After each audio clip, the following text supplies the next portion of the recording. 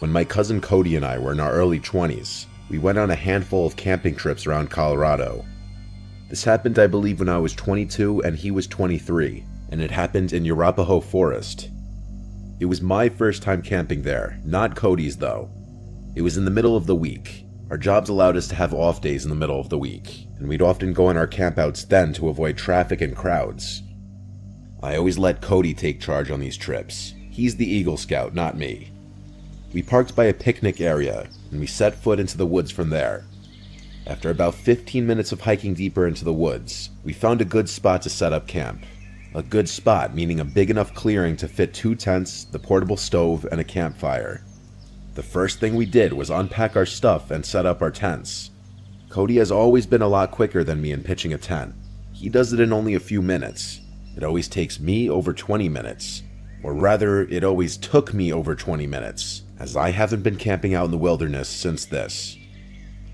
The next thing we did was create a ring of stones for a fire, and then gathered some sticks and wood. He did bring some fire starter and a lighter, so I guess we kind of cheated, but oh well. It was at the point in the day when the sun was going down. We had a fire going, and now Cody was grilling up some steak and burgers. One thing about Cody is he always went all out with the food on these trips, and he's a really good cook, so I always trusted him with feeding us. Of course, we had our bear spray in case the smell of the food would attract a black bear, which Cody always said was very unlikely. He always says the real thing you gotta worry about in the middle of the woods is other people. As we ate our steak and burgers, we cracked open some beers and had some classic rock playing on the speaker. If you've never been camping, you don't understand how good of a vibe moments like this are. In the wilderness with a friend or family member and some beers, reminiscing about good times and vibing to music. As it got dark, we started playing card games on this little folding platform table we brought specifically for cards. After playing more traditional card games, we started playing Uno, and this was when we heard something out in the woods. I paused the song on my phone so that the speaker would go silent. It was clear now. We heard a person humming and footsteps from beyond the trees in the pitch blackness of the forest.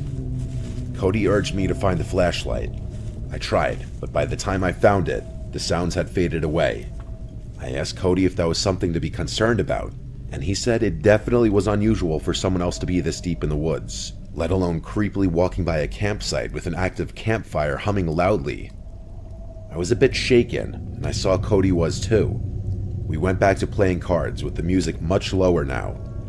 When we least expected it, a big stick landing in the middle of our campsite made us both jump out of our skin.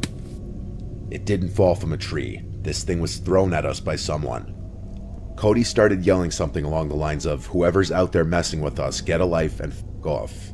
And then, footsteps could be heard once again in the distance. They were walking away from us. I said we should pack up camp and move somewhere else. He said absolutely not in the dark. We both had bear spray, and he advised to just keep it next to me in my tent when we go to sleep. It was the closest thing to ranged self-defense weapons we had. We kept hearing sounds like tree branches cracking in the distance, sounds that you would never expect an animal to be making. Someone was out there, maybe multiple people, that much was clear. We had to go to sleep eventually, so we agreed that maybe we should take turns staying up to keep watch to make sure that no one comes to our campsite and steals anything, or worse. Cody agreed to take first watch. He said he'd stay up and read his book. So I crawled into my tent and then my sleeping bag and went to sleep. Waking up in the middle of the night while camping is normal. You're in a cold, outdoor environment in an uncomfortable sleeping bag. Any number of things could wake you up. I didn't yet know what woke me up. I was still in a fog.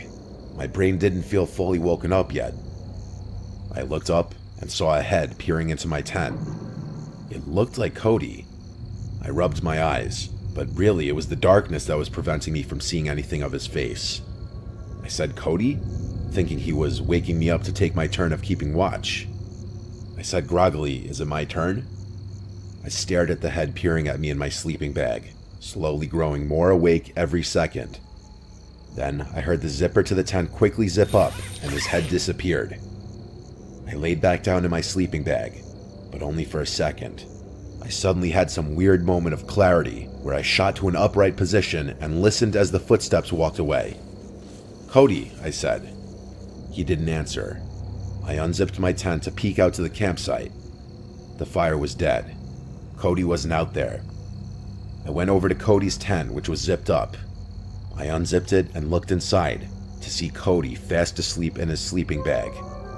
I got chills, goosebumps, whatever you want to call it. I almost shit myself at the realization. I started shaking him awake, and when he finally awoke, I told him someone's here, at the campsite. It took him a minute to come back to reality just like I did, but when he did, he grabbed his bear spray. He said he must have dozed off while reading. He said I should sleep in the tent with him tonight, but to do that, I'd need my sleeping bag. He came outside of the tent with me and stood watch as I ran to my tent to grab my sleeping bag. In my tent, grabbing my sleeping bag, I heard that goddamn humming again from outside. I grabbed it and Cody whispered at me to hurry up. I said, "You hear that too?" He said yes. We both got back in his tent and zipped it up, with our cans of bear spray by our sides. I tell you, in those moments, I wanted nothing more than for a bear to come and save the day. The hours dragged on as I stayed up while Cody slept. After 3 long, horrible hours, I woke him up and we switched. When Cody woke me up, it was almost dawn. There was light outside. So we packed everything up, and by the time we were done, there was plenty of light to hike back to the car. While we could have driven somewhere else and had another night of camping elsewhere, neither of us were feeling it anymore. This was a haunting experience, and I think we both just wanted to be in the safety of our houses. It's been 6 years since this happened, and he's hit me up a few times since then about camping, but I haven't really had interest since this experience. People are just too scary. Why was someone out there stalking our campsite? And the sight of that person's head in the dark, just looking into my tent, it was straight up from a nightmare. I may never go camping again, honestly.